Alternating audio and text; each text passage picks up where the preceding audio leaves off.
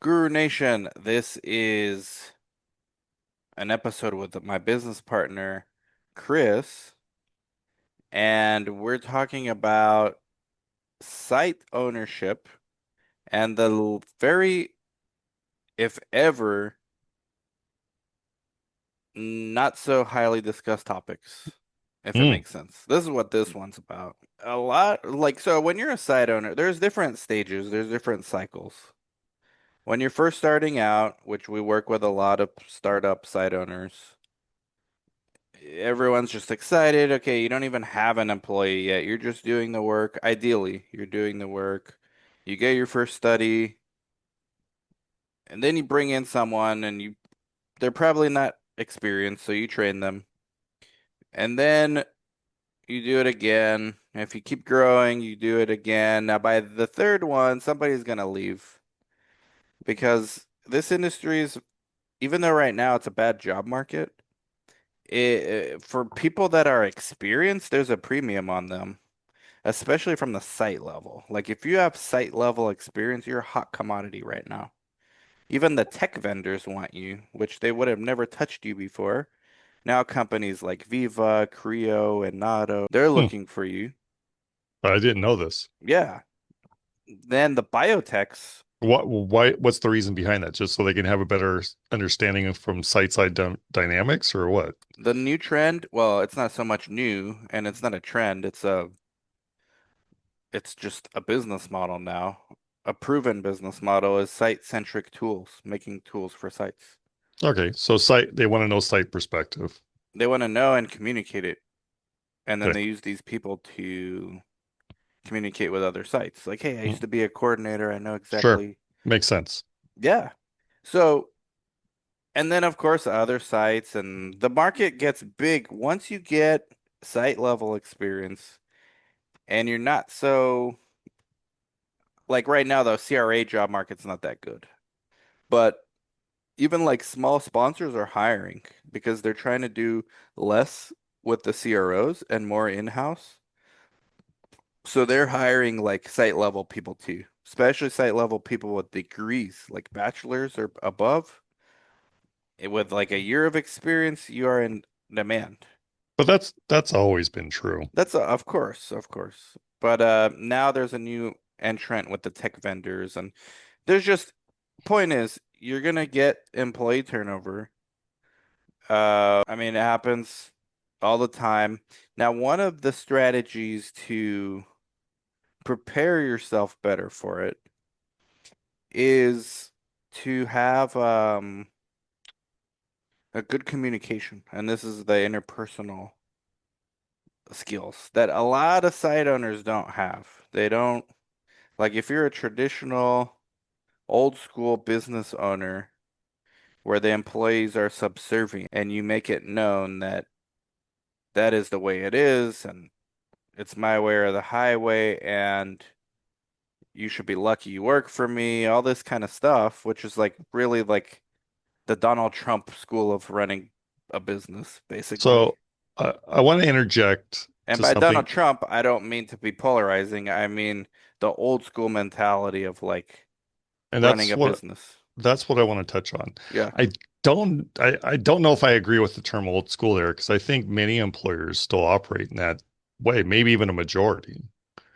Okay, fair enough. But it's I don't know if I would call it old school. It's just the way it's the been. reason it's old school is there's a new school of thought that emerged around the new millennia that some are embracing, Okay. and it's All more right. open Fair enough. communication. Fair enough. Fair enough. So yeah, it's more of an open communication model, but it's still old school. Like that's the way to label it, in my opinion. And I used to be this way when I first started out as a site owner, and I learned quickly it's not advantageous. And plus, my affinity, I'm naturally inclined to be more open to people than some of my colleagues. Um, and so this new style does suit me better than being a tyrant. Although I've been known to be a tyrant at times, but that's generally not my natural state. I think you know me well enough to know that's No, Probably true. I've complained that we're both kind of that way, honestly, where it's Yeah. just Yeah. where we're both a little too lax because I honestly can see when it's necessary to be a tyrant, Yes. but if you always need to be a tyrant, maybe you have the wrong Yeah, employees. you either got the wrong employees or you are wrong. Yeah. Like one of those two. And the market doesn't care. The market's gonna do what the market does in any job Hmm. market, and employees are gonna have options. When you first hire an employee and they're research naive, you have all the leverage because they don't know anything. You could pay them less. But as you start giving them experience, the leverage shifts to them. And the goal then becomes to keep them as long as you can. And there are like when you're if you're a small business like ours, you don't really have benefits. Like we still haven't put in place health benefits or 401k. We just turned 4 years old this year. Actually next month, technically, it's like 4 years in like actual operation. So we're thinking of doing that, but we kind of could get away without it for a while. We haven't even switched to the like full-time employee payroll model, W-2, till 2 years ago. We had a contractor model for the first 2 years, first year and a half. So like we're slowly adding these things. And I know that 401k, uh, health benefits, this is important for some people. We've actually lost an employee. We hired her for 2 weeks and we lost her because we didn't have stable benefits. Even though she knew at the interview, we don't offer that, but we're thinking about offering at some point. But this is why we're paying slightly more than what's fair on the market. But she, in 2 weeks, got another job that had all those things. Is that is that the one that went to Phoenix? No, you didn't know her. Okay. That's another one. But no, she Oh, didn't move for that. So yeah, okay. we've already lost one, two, three, four employees in our young career or young life cycle as a site. From those four, two left like within 2 weeks. One of them got a job at Border Patrol because she really wanted that job, and it was a week later. And she didn't think she would get that job, but after we hired her, they called her. Yeah, I She's vaguely like, "Hey, remember I'm that. sorry." She would have been a good coordinator. And then the Hmm. other one was like a very experienced phlebotomist, like maybe one of the best I've ever worked with.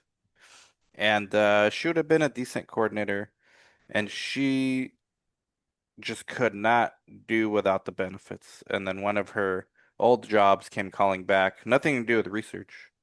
So we lost two of them to outside of research, but due to things like not having benefits or not being as secure as a border patrol job or working for a big like LabCorp type of company. Yeah, Border Patrol has benefits and probably paid a little more than we did, so it's understandable why they would leave, right? It's always to me, it's always understandable if you're leaving for Right. 30+% more in terms of benefits and pay, But right? also the security. Like we're a startup and the Yeah. border patrol's been That around just for, adds on to it, right? That's just yeah, yeah. And there's it. some people that have that mindset of, well, I don't want to take a risk working for a startup. My point in all this is you have a lot going against you as a Hmm. site owner than you even think. Hmm. And maybe some verbal diarrhea, but it's from personal experience just in the last 4 years. Forget about the years before this. And we're about to lose, we'd lost two other ones. Two other ones moved to Phoenix. One took a big pay increase at an academic medical center. And then since then, she's been job hopping throughout research in different places. But she told me she'd be leaving. She gave me a month's notice.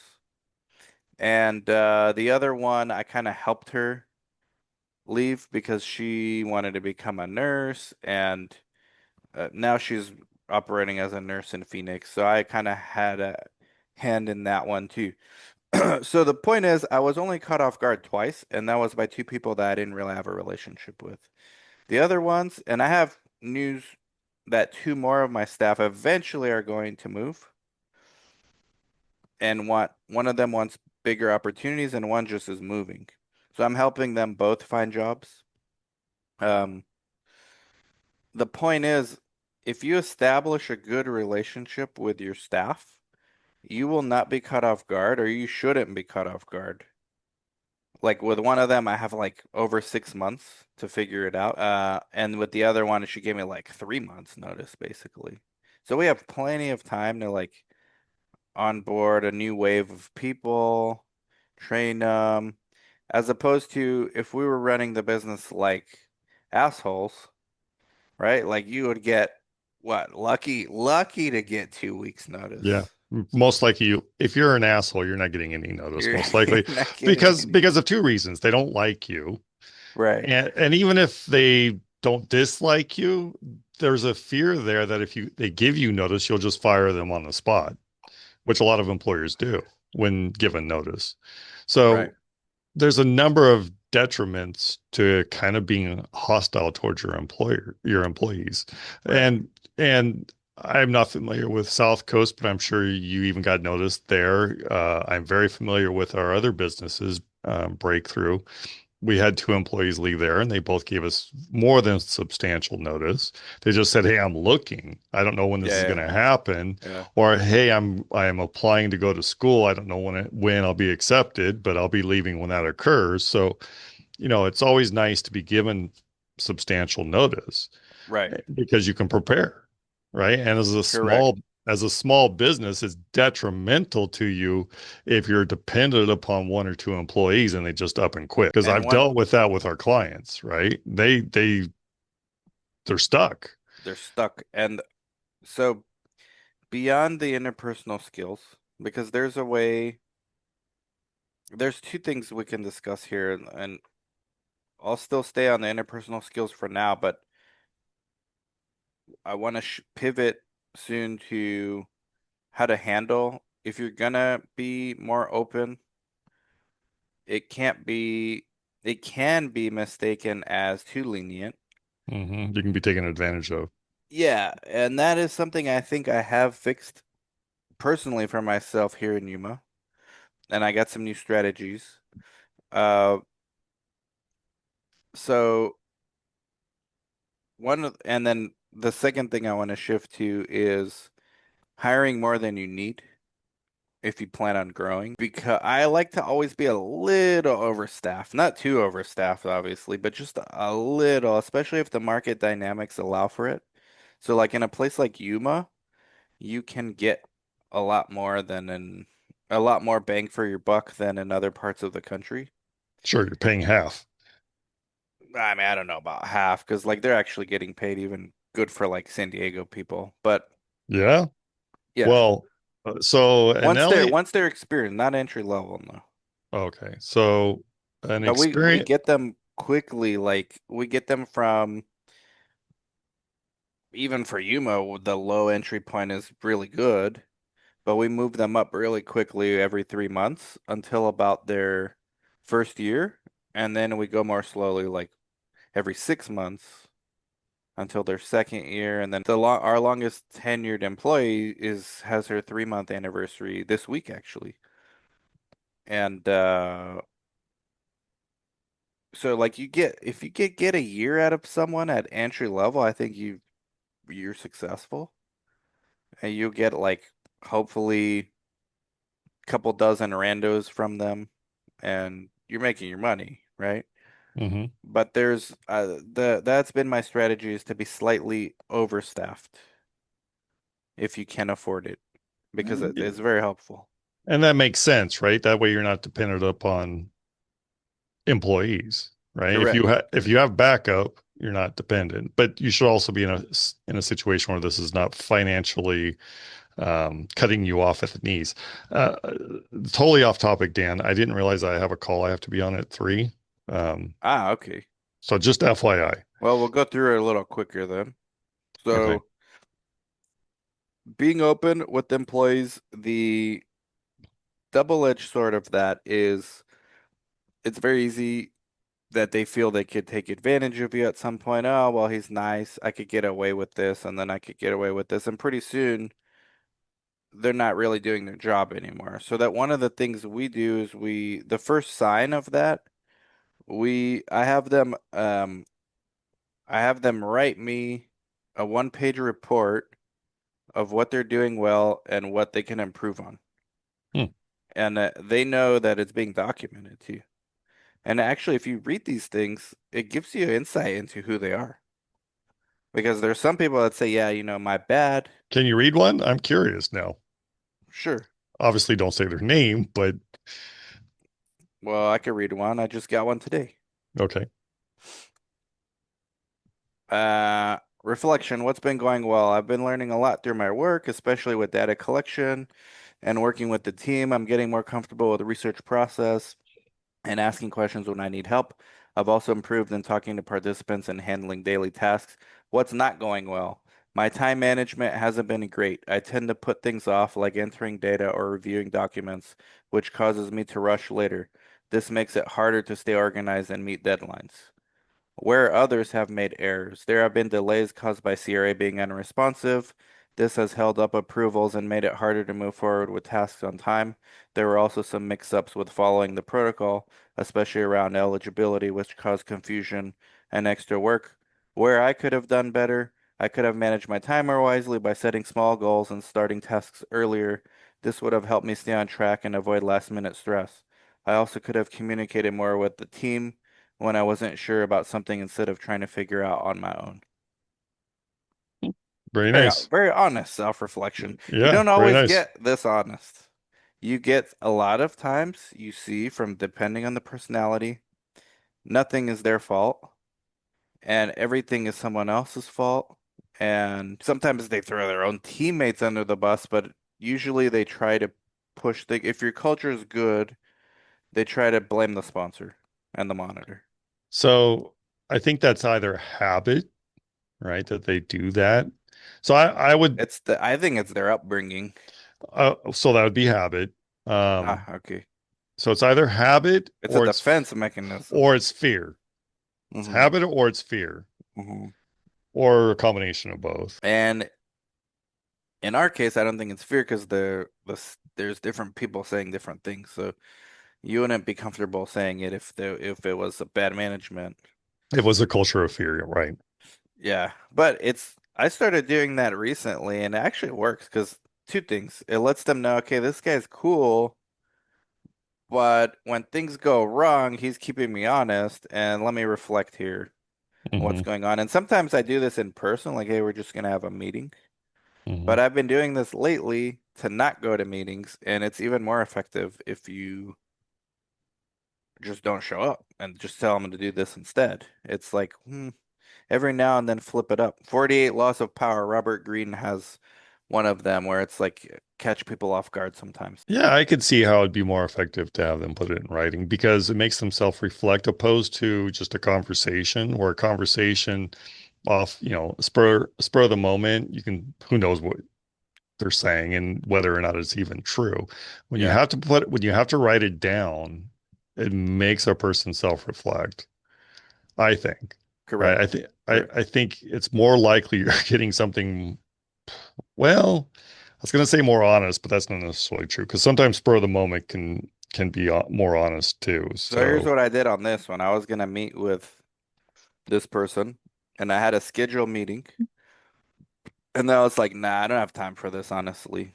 So the day of the meeting, I'm gonna say I'm not making it, but during that hour, I want you to write this report instead and send it to me.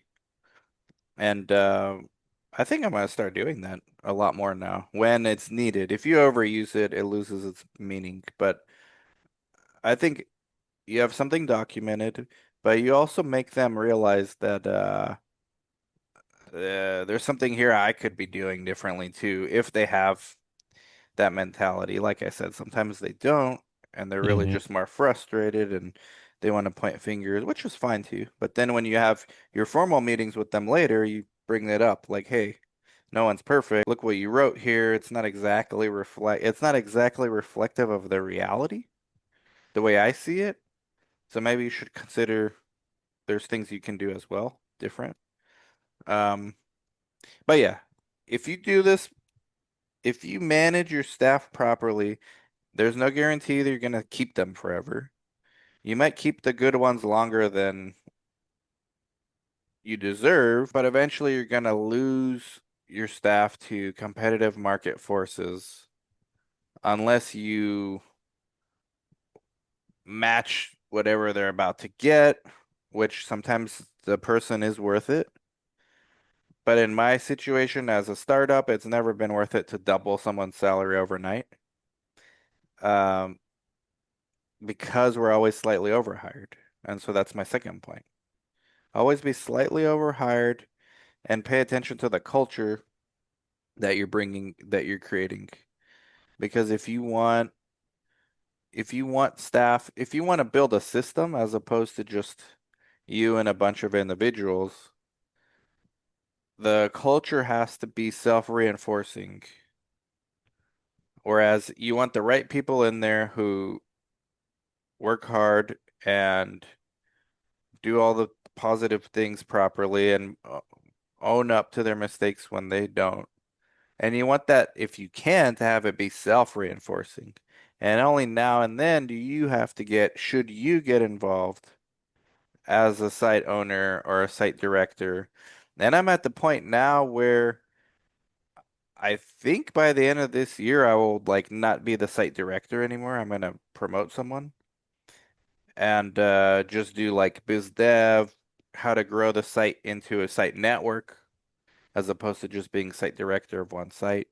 So that's the next step. But in order for me to step away and be comfortable with that, we need to have a culture in there that's self-correcting, self-reinforcing.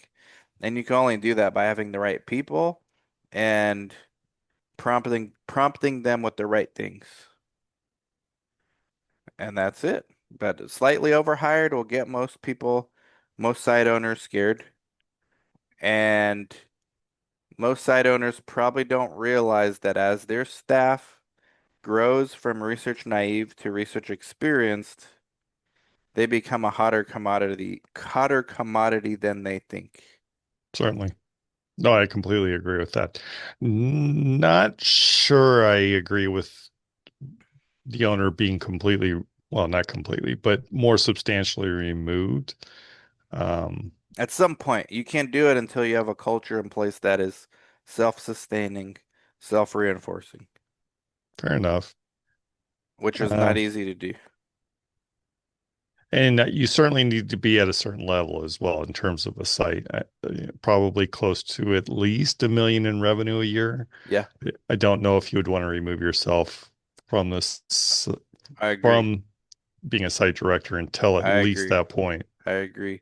We just hired a QA person to do part-time quality assurance for us remotely.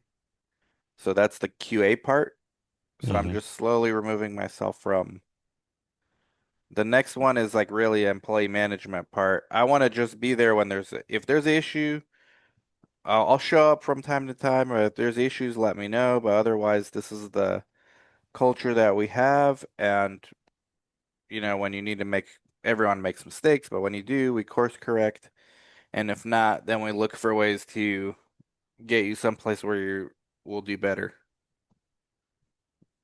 Or demote. I've never demoted anyone here, but there's roles where like you can go from coordinator back to assistant if you can't handle the stress of being a coordinator, but I haven't had to do that yet.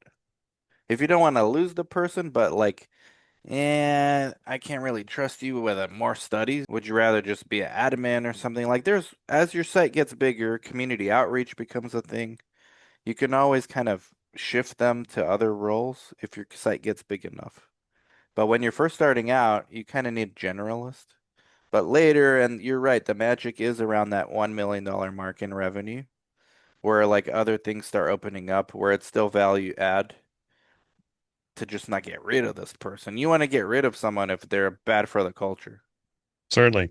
Hey, Dan, I really do have to join this meeting. It's for SOS. It's for a new platform we're using, and I have to know how to use it because I'm one of the people responsible Ah, for it. well, Chris, maybe we'll be discussing this at SOS. That would be a good topic. Not a bad topic. No, I think it's a good topic. But Hmm. I seriously have to go, man, because Oh it's on man, I'll Zoom and I can't finish. join it and be on this. Yeah, I'll finish up the pod, man. It was great talking to you. All I right. probably Sorry, got 10 minutes left to ride solo.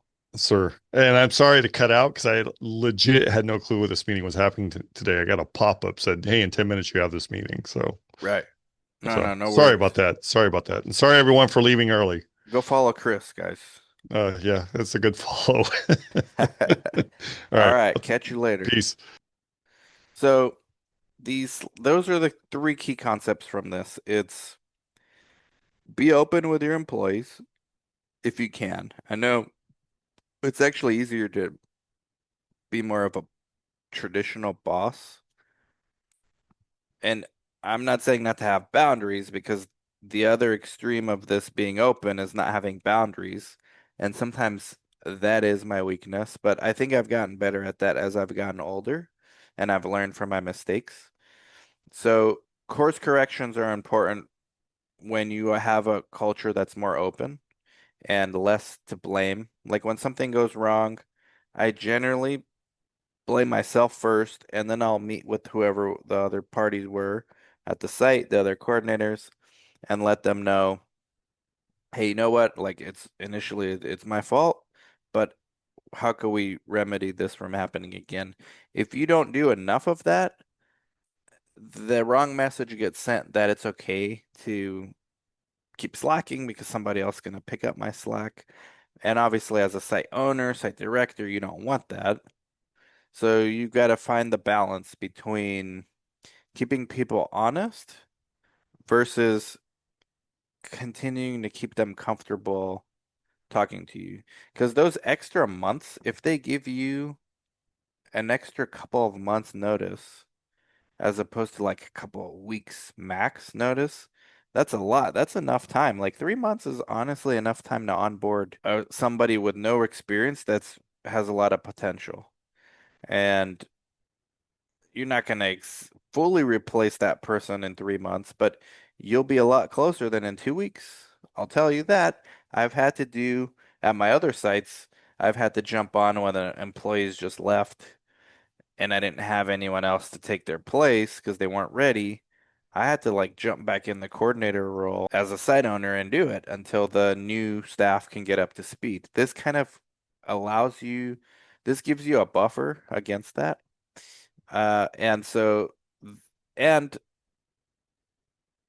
being slightly overhired when you can is the second point, and the third point is to build a self-reinforcing culture if possible.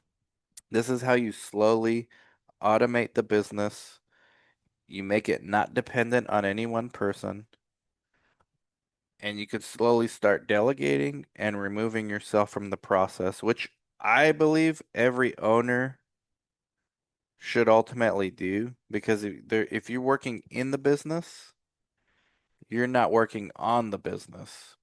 And in my opinion, a business that is not growing or figuring out ways to evolve is one that's dying and will soon be irrelevant.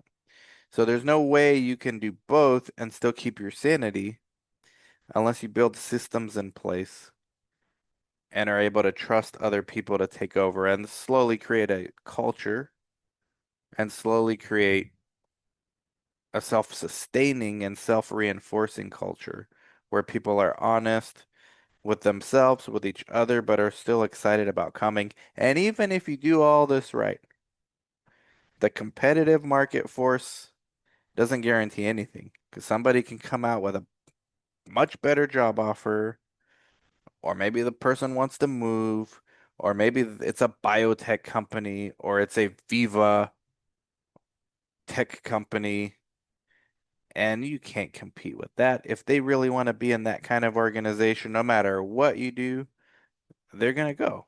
But all you want is at least some heads up beforehand and continue building the system because at the end of the day, it's not dependent on any employee. It shouldn't be. Your business should not, your site should not be dependent on any PI, on any coordinator. It shouldn't even be dependent on you, the owner. And that's a lot easier said than done because the natural inclination of most side owners, especially when they're smaller, is maximize revenue, maximize profits, distribute nice dividends to all the owners. But sometimes you got to forego some of those, a little short-term sacrifice to have a longer-term sustaining, more valuable business. And if any of you are considering selling your site, they're going to want to see these systems in place. And there's no key employee. You don't want to have a business that you're selling that has key employee risk, especially if that's you, the owner. So that's it. Thank you so much for watching and for listening. This will definitely go on the podcast. Like, subscribe, comment, share. Bye bye.